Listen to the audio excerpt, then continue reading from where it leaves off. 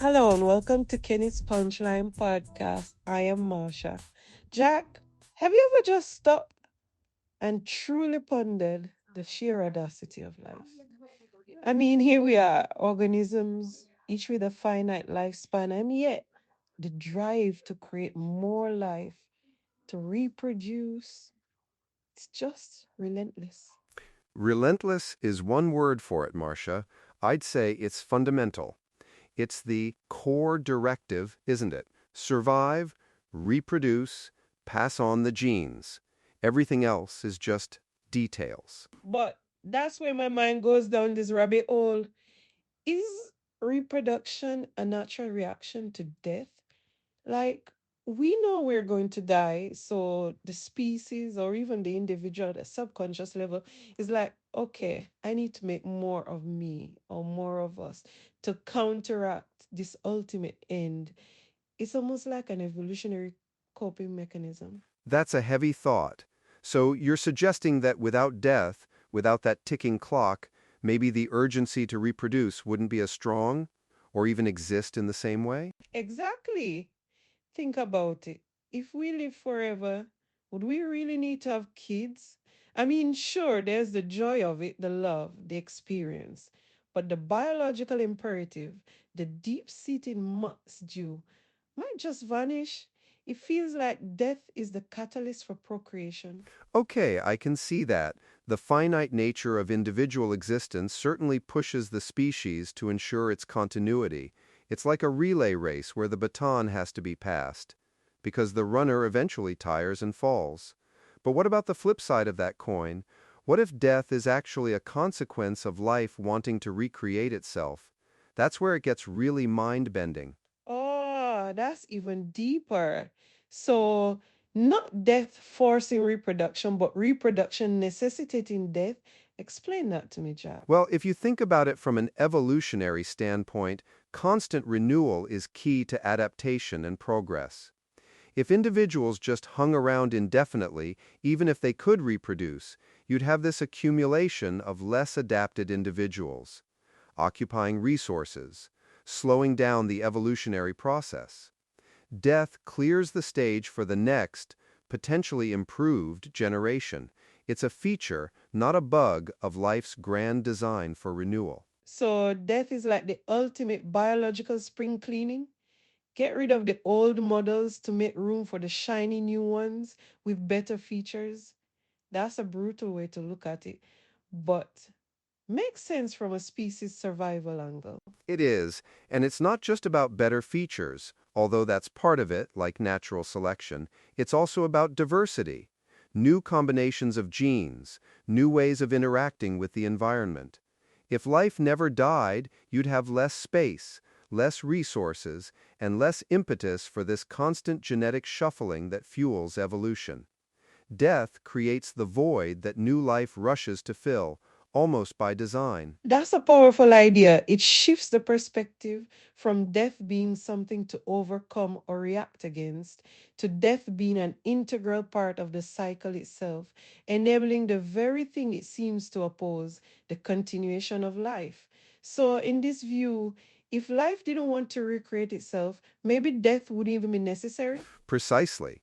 If immortality was the norm and reproduction was a rare or non-existent event, then the system would look completely different. But because life is designed to perpetuate itself through offspring, death becomes a crucial mechanism to manage resources, prevent overcrowding, and drive adaptation. It's a closed loop, really. It's like the universe is saying, you want to keep playing? Great. But you got to pass the controller. There's a certain elegance to that, a brutal efficiency. It's not just about individual survival anymore. It's about the survival of the idea of life, the continuous unfolding of potential. Exactly. Think about something like a salmon, right? They swim upstream, spawn, and then they die. Their entire existence is geared towards that one act of reproduction, and then their body provides nutrients for the next generation, for the ecosystem.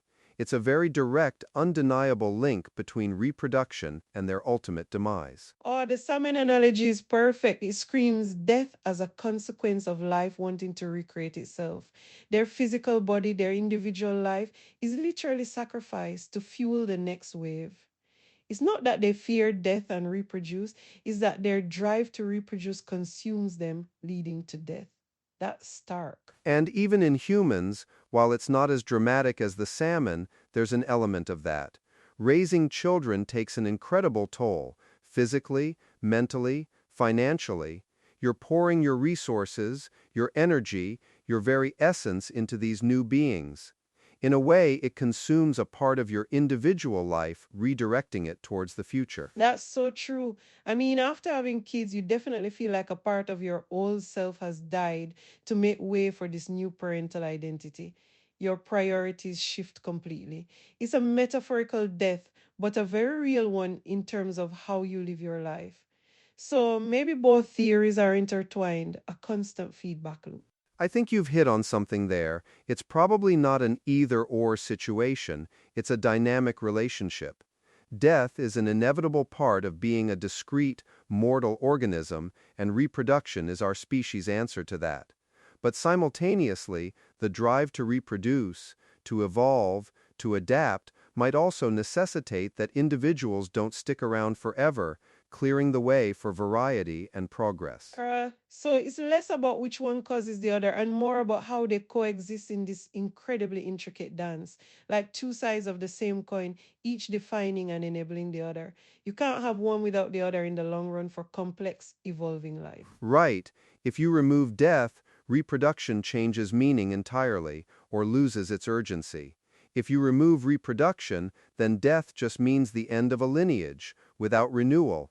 They're inextricably linked, forming this continuous loop of existence. It makes you think about legacy, doesn't it? When we talk about leaving something behind, whether it's children or ideas or art, it's all part of this same impulse, this desire for something of us or through us to persist beyond our individual breath. Absolutely.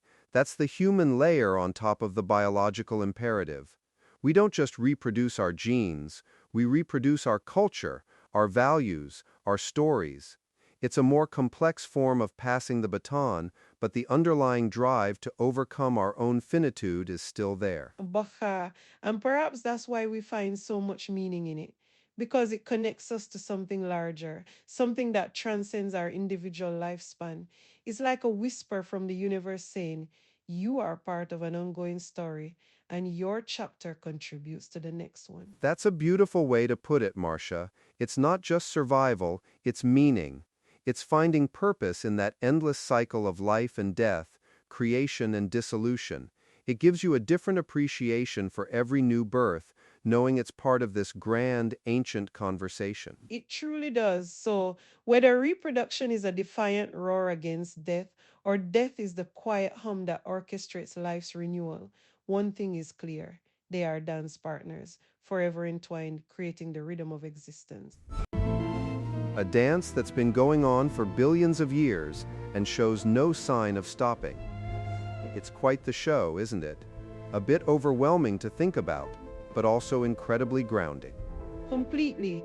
And on that profound note, I think we've given our listeners a lot to chew on for their next existential crisis.